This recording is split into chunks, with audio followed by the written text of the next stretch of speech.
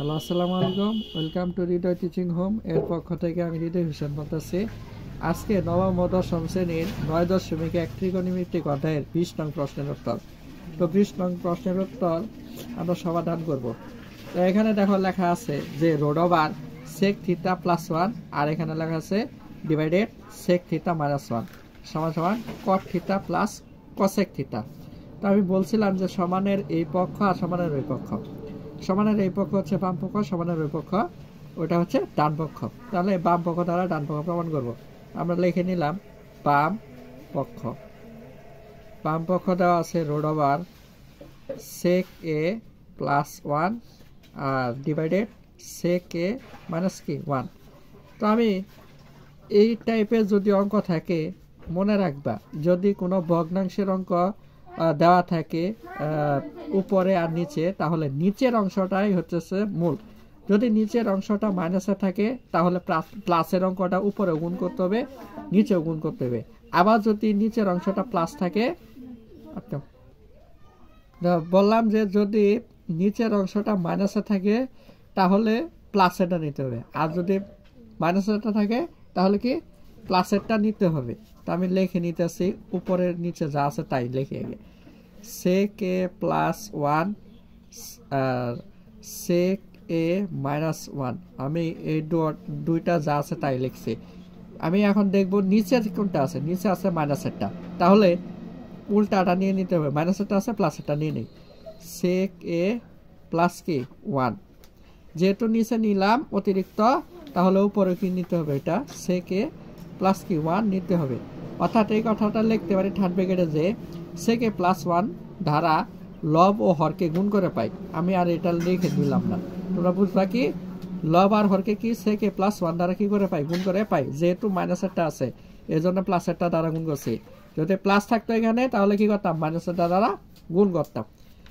তো road over এখানে এই সেক এ প্লাস 1 সেক এ প্লাস 1 কয়টা আছে, দুইটা। এই জন্য লিখে দিব সেক এ প্লাস 1 ব্র্যাকেটের উপরে হোল স্কয়ার। আর এখানে লেখা আছে সেক এ প্লাস 1 সেক এ মাইনাস 1, তার মানে এ স্কয়ার মাইনাস বি স্কয়ারের সূত্র। তো লিখতে পারি কি সেক স্কয়ার এ মাইনাস 1 স্কয়ার মানে এ স্কয়ার মাইনাস বি স্কয়ার। তো এখানে আছে কি সেক এ প্লাস 1 ব্র্যাকেটের হোল স্কয়ার। এটার একটা সূত্র আছে সেক এ মাইনাস 1, এই যে এখানে টেন থিটা সমান সেক থিটা মাইনাস কি 1। এটা হচ্ছে সূত্র টেন থিটা সমান কি সেক থিটা মাইনাস 1, মানে টেন স্কোয়ার থিটা সমান সেক স্কোয়ার থিটা মাইনাস 1। এই যে তো এইটুকের সূত্র আমরা কি লিখতে পারি, টেন থিটা মানে টেন স্কোয়ার থিটা, রোট স্কোয়ার উঠে গেল, থাকলো কি সেক থিটা প্লাস 1, আর এখানে রোট স্কোয়ার উঠে গেল, থাকলো কি টেন থিটা। ঠিক আছে, তো আমরা ওই পাশে নিয়ে নিই। তো ছিল কি এখানে আবার লিখি যে সেক থিটা প্লাস 1, আর থিটা বলতে এখানে এ ছিল না, এ, আর নিচে হলো টেন থিটা মানে টেন এ। সেকের বাঙাল হলে হবে কি, সেকের সাথে কার সম্পর্ক কস, তাহলে হচ্ছে 1 ডিভাইডেড কি কস থিটা প্লাস 1। আর নিচে টেন থিটারে বাঙালি হবে কি সাইন থিটা ডিভাইডেড কি কস থিটা। সেকের বাঙালি হবে 1 বাই কস, আর টেনের বাঙালি হবে কি সাইন বাই কস। যেহেতু কি এটার বাঙালি এটা হইতেছে, তাহলে টেনের বাঙালি কট দিলে তো আর এটার সাথে এটা মিলবে না, মিলবে।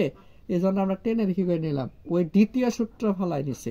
দ্বিতীয় সূত্রটা কি টেনের সূত্র সাইন বাই কস।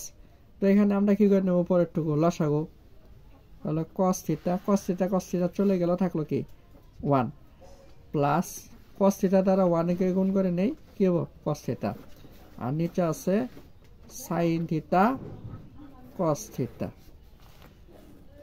তো উপরের ভগ্নাংশ যেটা আছে তাই লিখব, উপরের ভগ্নাংশ যেটা আছে তাই লিখে নেব 1 প্লাস কস থিটা, নিচে হচ্ছে কি কস থিটা।